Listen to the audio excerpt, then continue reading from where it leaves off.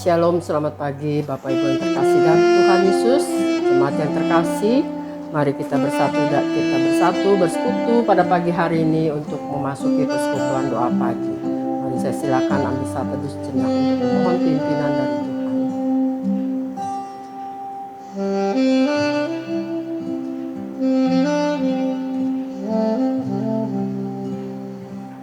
Amin. Jemaat terkasih, mari kita menyanyikan satu lagu dari TBSR. Malah bersama malaikat di surga, nyanyikan kidung pujian.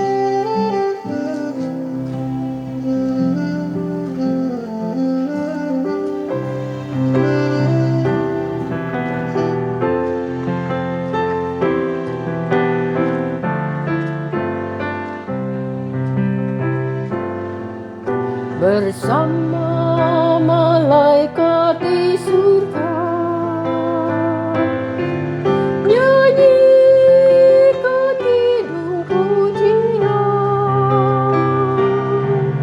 bermazmur bagimu, muliakan namamu, Yesus, aku memujimu.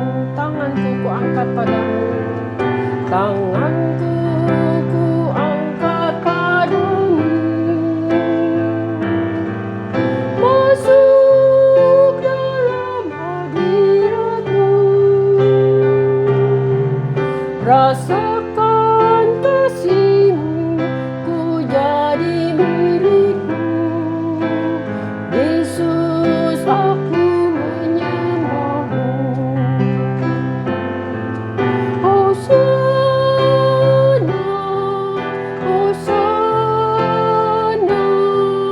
aku memujimu.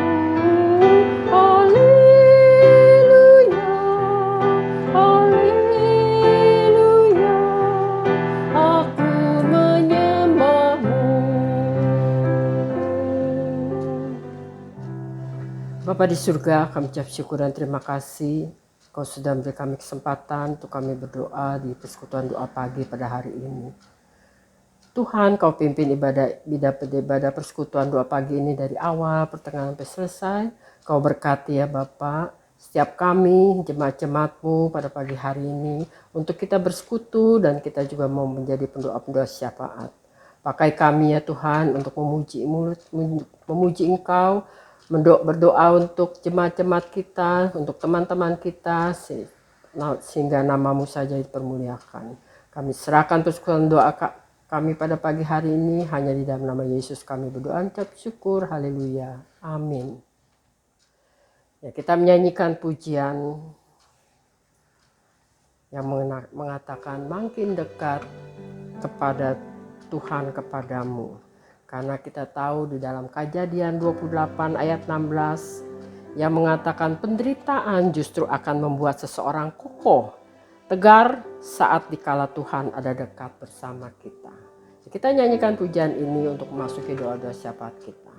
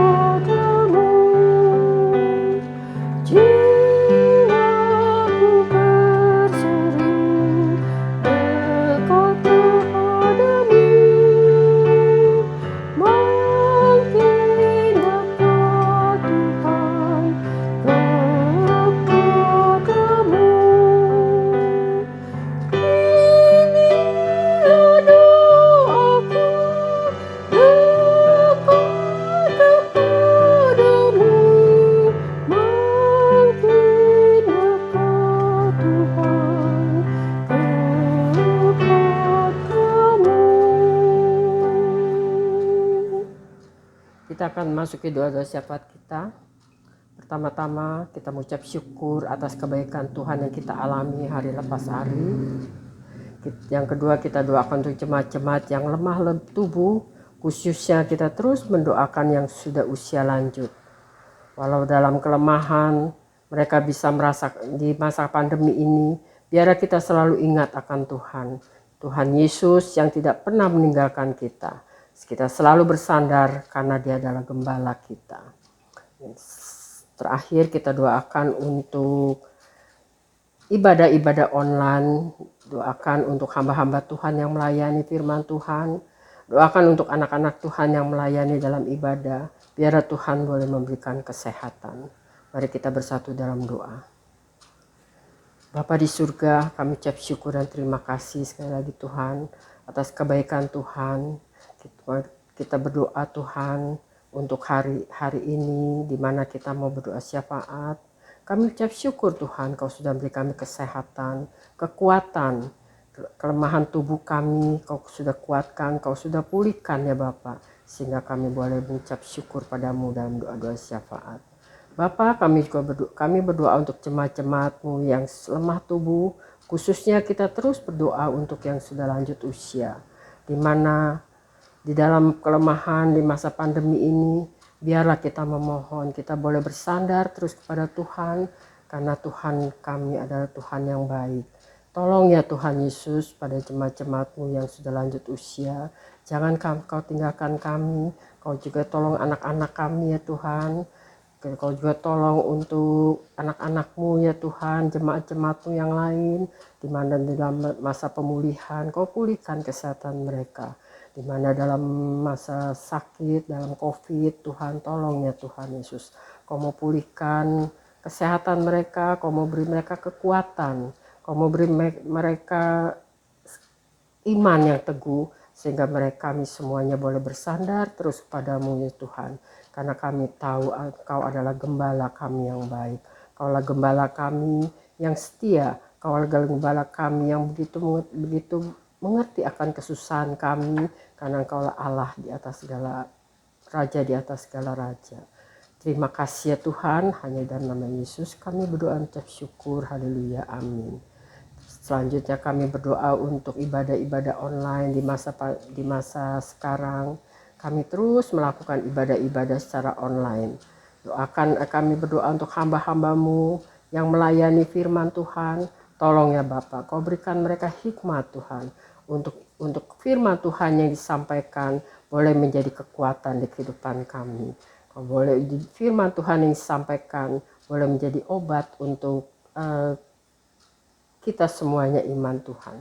Terima kasih Tuhan. Kami juga berdoa untuk anak-anak Tuhan yang melayani dalam ibadah. Beri mereka kesehatan, kekuatan juga untuk melakukan memimpin ibadah di bagian liturgos, pemusik, singer maupun majelis pendamping, dan untuk semuanya Tuhan. Terima kasih ya Bapak. Biarlah Tuhan berikan kesehatan buat semuanya, sehingga ibadah-ibadah online boleh menjadi berkat buat setiap jemaat-jemaat-Mu yang mengikuti. Terima kasih ya Tuhan Yesus. Hanya di dalam nama Yesus kami berdoa dan ucap syukur. Haleluya, amin. Tuhan Yesus, inilah doa-doa syafaat kami. Kiranya Engkau berikan kehidupan kami, berkati kehidupan kami hari lepas hari. Kau beri kami kesehatan, sekali lagi kekuatan, karena Kaulah Allah kami yang hidup. Terima kasih Tuhan Yesus, hanya di dalam nama Tuhan kami berdoa. Amin. Ya, sebentar kita akan mendengarkan firman Tuhan. Kita menyanyikan pujian Gembala Baik seru bersuling nan merdu, membimbing aku dalam air yang tenang.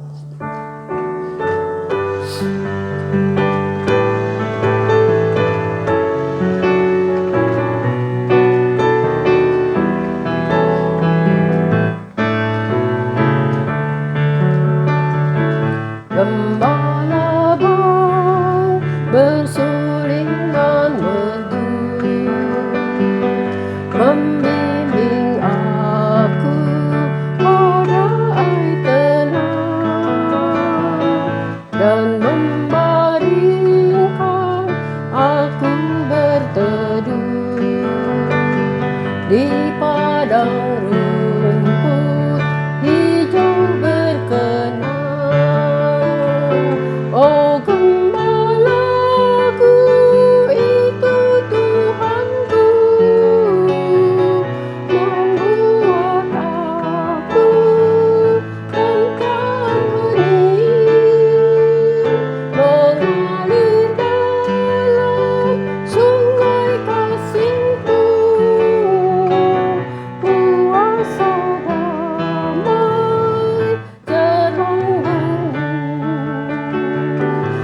kepada domba haus dan lesu.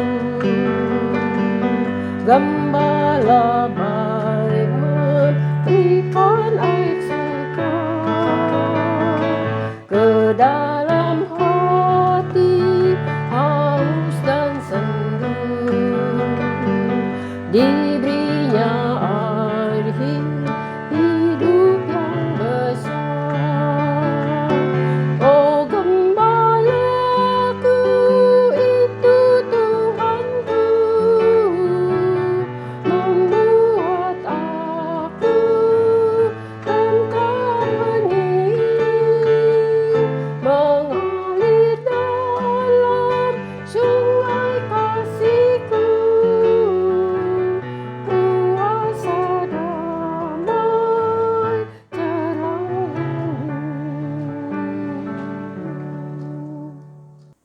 Mari kita akan masuk di dalam doa. Bapa, kami bersyukur pagi ini di dalam ibadah persekutuan doa pagi, kembali kami mendapatkan kesempatan dari Tuhan untuk belajar, mendengar kembali akan firman-Mu. Kau berbicaralah, kami telah siap untuk mendengarkannya. Dalam nama-Mu Tuhan Yesus kami berdoa. Amin. Kita akan membuka bersama-sama firman Tuhan yang saya akan bacakan dari Injil Matius pasal yang ke-8, ayat yang ke-28 dan ayat yang ke-29. Saya akan membacakan untuk jemaat sekalian mendengarkannya bersama-sama. Dan setelah Yesus mengakhiri perkataan ini, takjublah orang banyak itu mendengar pengajarannya. Sebab ia mengajar mereka sebagai orang yang berkuasa, tidak seperti ahli-ahli Taurat mereka. Setiap kita ketika kita bicara tentang pengajaran yang kita terima, itu sudah terlalu banyak. Setiap saat ketika kita hadir dalam ibadah, kita mendengar pengajaran, pemberitaan firman Tuhan. Terus bagaimana respon kita ketika kita mendengar firman Tuhan yang diberitakan untuk kita dengar? Kadangkala jemaat sekarang sudah mulai tidak betah untuk mendengar pengajaran itu. Ibadah sekarang dibuat sesingkat mungkin. Sehingga dikenal sekarang ini ibadah kalau bisa kurang dari 1 jam. Apalagi kalau ibadahnya diadakan secara online.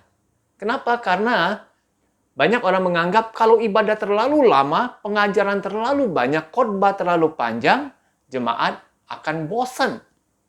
Dia nggak mau dengar lagi. Tapi hari ini kita mau belajar. Kita mau belajar apa yang dikatakan oleh firman Tuhan.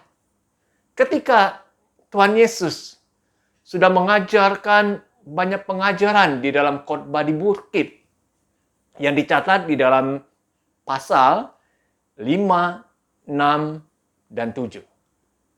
3 pasal menuliskan tentang pengajaran Yesus di atas bukit untuk orang-orang banyak. Kalau kita bisa bayangkan, pengajaran dicatat di dalam Alkitab ini dalam 3 pasal bukanlah pengajaran yang pendek, tapi pengajaran yang panjang. Tapi bagaimana respon orang-orang ketika mereka mendengar akan pengajaran Yesus itu? Menarik kalau kita lihat di dalam ayat yang ke-28 ini dikatakan, dan setelah Yesus mengakhiri perkataan ini, takjublah orang banyak itu mendengar pengajarannya. Tidak dicatat di dalam Alkitab bahwa mereka semua komplain kepada Yesus karena pengajarannya terlalu banyak, terlalu panjang. Tidak ada yang marah-marah, bersungut-sungut atas waktu mereka yang begitu banyak mereka berikan untuk bersama-sama dengan Yesus. Nggak ada seperti itu.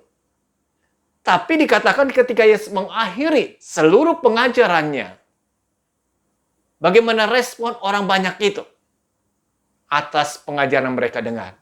Dikatakan mereka takjub. Berarti terpukau. Berarti mereka merasakan satu pengajaran begitu menyentuh. Yang menjadi berkat bagi mereka.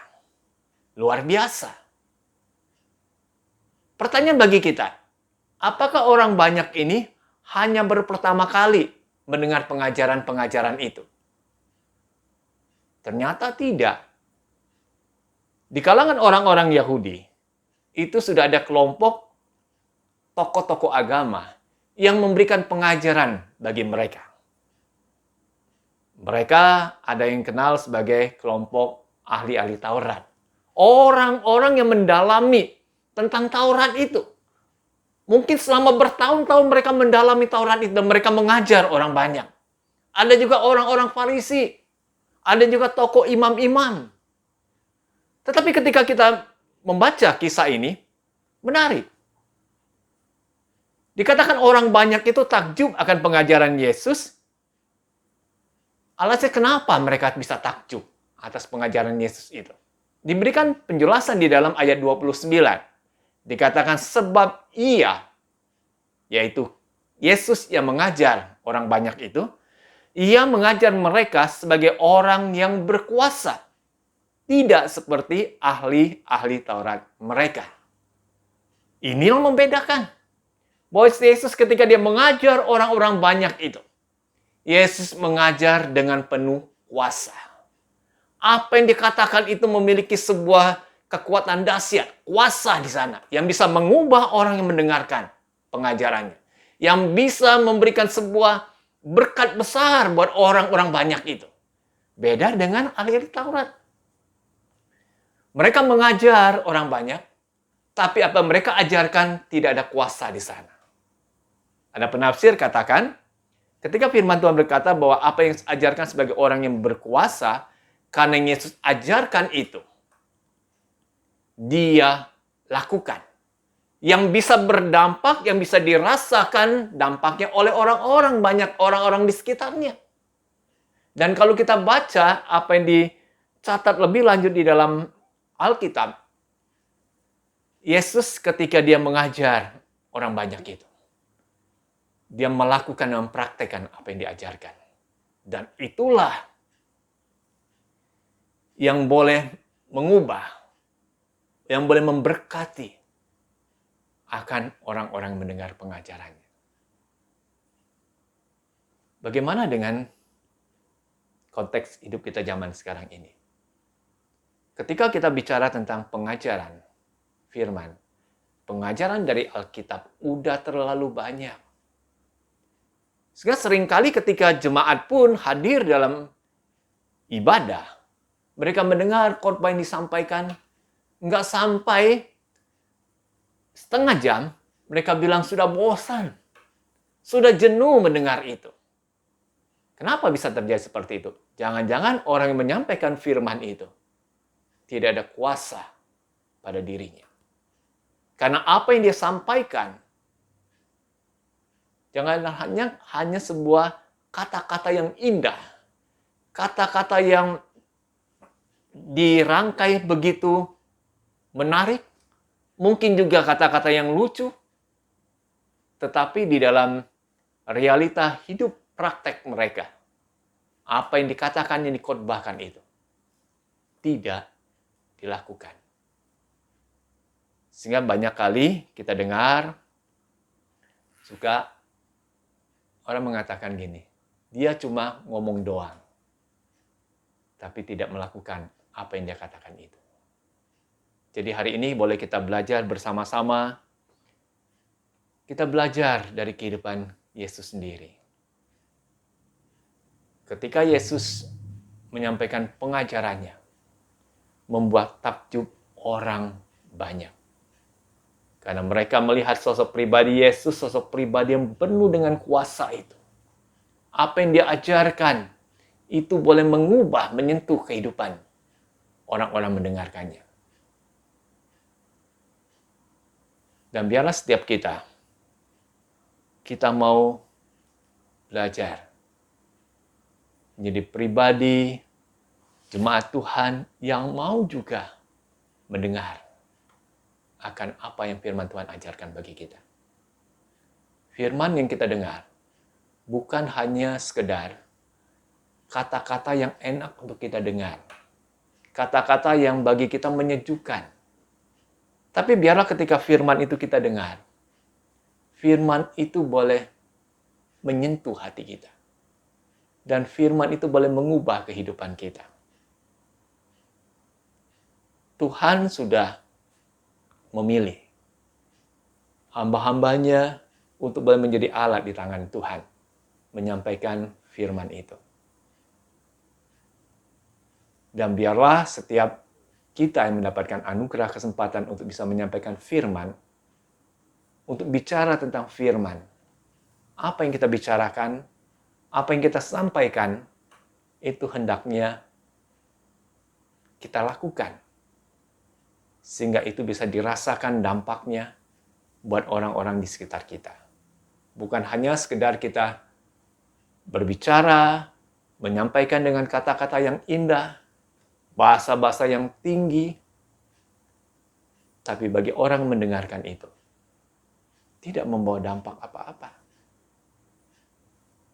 Jadi biarlah firman Tuhan yang disampaikan hari ini boleh membuat kita semakin peka, mau memberikan respon yang baik bagi setiap pengajaran kita terima. Sedangkan bagi setiap kita yang memberikan pengajaran itu, marilah kita juga boleh mengkoreksi.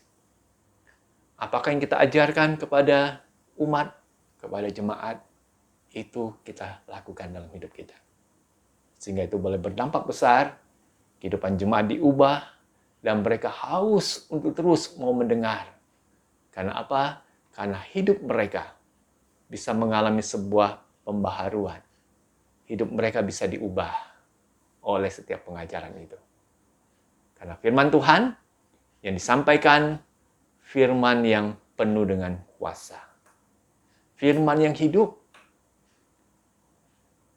Amin firman Tuhan. Mari kita berdoa. Terima kasih Tuhan buat firman-Mu yang kami dengarkan pemberitaannya pagi ini.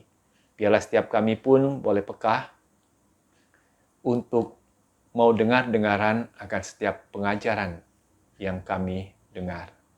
Baik melalui khotbah yang disampaikan, ataupun ketika kami membaca Alkitab secara mandiri. Tuhan, jikalau kami pun mendapat kesempatan untuk bisa memberitakan firman-Mu, menyampaikan firman itu kepada orang-orang di sekitar kami, biarlah kami boleh menjadi pribadi orang yang menyampaikan firman dengan kuasa itu. Apa yang kami sampaikan, bisa kami terapkan, kami wujud nyatakan melalui tindakan nyata. Terima kasih Bapa, di dalam nama Tuhan Yesus, kami bersyukur untuk saat ini, untuk pagi ini, kami bisa beribadah bersama-sama dalam ibadah persekutuan doa pagi. Sesaat lagi kami akan mengakhiri, kami serahkan kehidupan kami hari demi hari di depan, hanya di dalam nama Tuhan Yesus Engkau pimpin kami. Dalam nama-Mu, Tuhan Yesus kami berdoa. Amin. Ya jemaat sekalian, jemaat terkasih dalam Tuhan, kita sudah mengakhiri persekutuan doa pagi kita pada pagi hari ini. Kita akan menyanyikan terima kasih Yesusku, terima kasih Yesusku.